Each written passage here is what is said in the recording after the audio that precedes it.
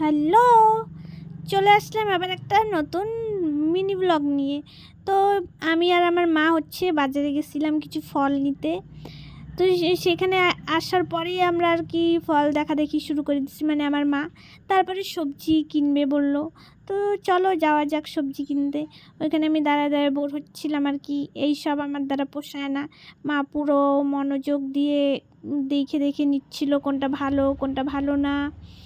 আর এই যে এইটা হচ্ছে পৃথিবীর সবচেয়ে খারাপ লাগার মধ্যে একটা সবজি, ব্রোকলি, ব্যাঙের মাথা মুন্ডি।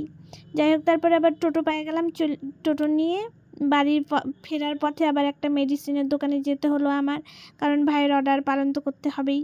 তারপরে আবার আমি রাস্তার এদিক সেদিক দেখিয়ে ভালোভাবে রাস্তা পার হচ্ছিলাম।